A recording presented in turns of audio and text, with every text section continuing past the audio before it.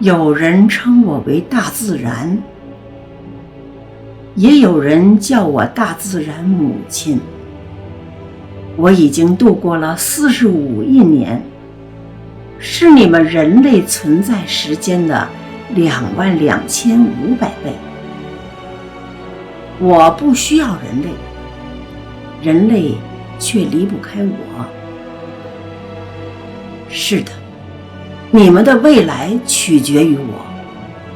如果我繁盛，你们也将繁盛；如果我衰败，你们也会衰败，甚至更糟。我已经存在了1万年，我养育过比你们强大的多的物种，也曾让比你们强大的多的物种因饥饿而死亡。我的海洋，我的土地，我的河流，我的森林，它们都可以左右人类的存在。越来越多的人类啊，你们想怎样度过每一天？在意我或者忽略我，我并不在乎。你们的行为决定你们的命运，不是我的。我是大自然，我将继续存在，我随时都在进化。而你们呢？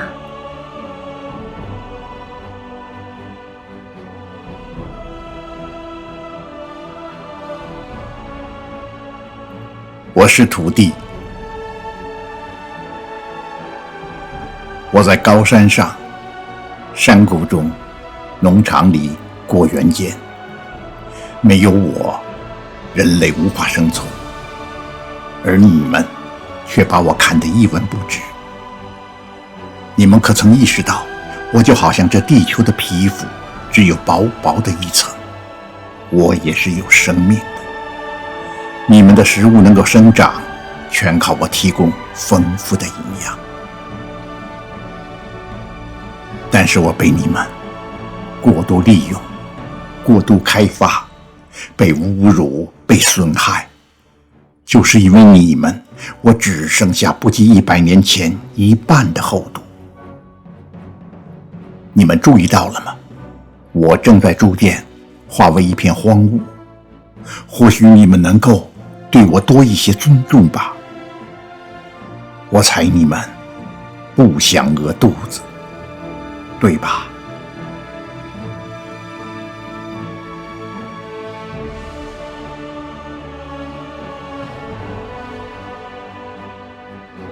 我是水，对于人类来说，我司空见惯，理所当然。但是我却非常有限，而人类的数量却每天都在增长。我化身为雨水，落入山中，流进小溪与河里，最终汇入大海。让我回到起始的形态，有时需要1万年的时间。然而对于人类来说，我只是水，理所当然就应该存在。如果人口再增加几十亿，人类还能找到我吗？他们自己又将如何生存？人类为了争夺各种资源而陷入战争，未来他们是否会为了争夺我而又发起战争呢？那倒也是一种选择，但并非唯一的选择。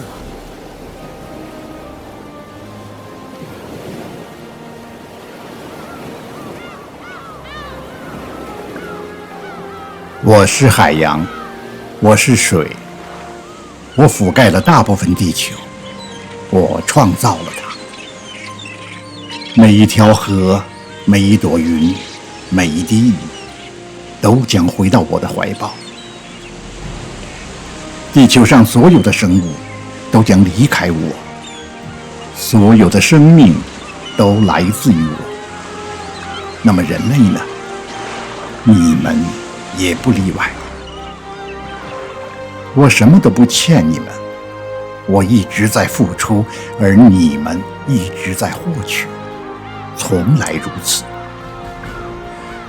但是我也能随时将一切收回，毕竟这不是你们的星球，以前不是，以后也不是。人类，你们不仅贪得无厌，还毒害我，竟然还想让我继续养活你们，这怎么可能？如果人类想在大自然中与我共存，赖我而生，我要你们听仔细，我只说一次：没有健康的大自然，人类将走向灭亡。道理就这么简单。至于我有没有人类，不是很有所谓，因为我是海洋，我曾经覆盖过整个地球，我也可以再一次的把它全部覆盖。这就是我要说的。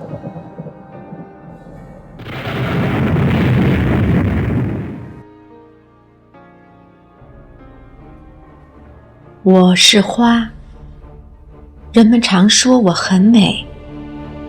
我知道你们喜欢迷恋我的外表，但是你们忘了，没有我，生命无从谈起。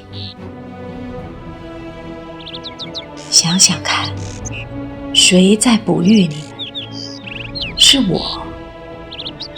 每个水果来自于我，每颗麦子也来自于我，每个土豆、每粒米都来自于我。我，难道不是吗？有些时候，你们的心灵也会需要我。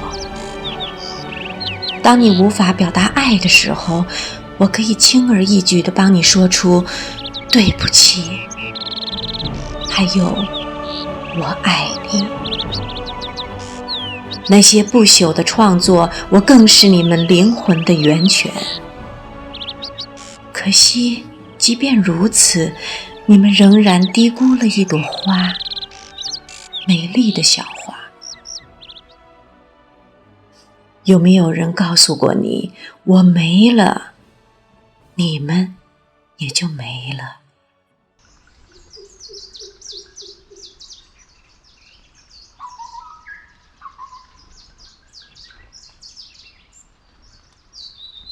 我是雨林，我曾看着人类在我的怀抱中成长，后来他们离开了我，但他们还会回来。是的，他们不断地回来，为了获取我的树木作为木材，为了采集我的植物充当药材。我的美景是他们的世外桃源。我有求必应，我慷慨大方，甚至可以付出全部。可现在，这一切一去不返。人类啊，他们很聪明，真的很聪明。智慧的大脑，灵巧的双手，他们善于创造，了不起的创造。那他们还需要我做什么呢？是需要我的丛林，还是树木？到底是为什么呢？我想想。对了，他们总得呼吸吧，而我呢，制造氧气。他们意识到这件事了吗？人类那么聪明，他们总有一天会想明白的。人类制造氧气，那可太有意思了。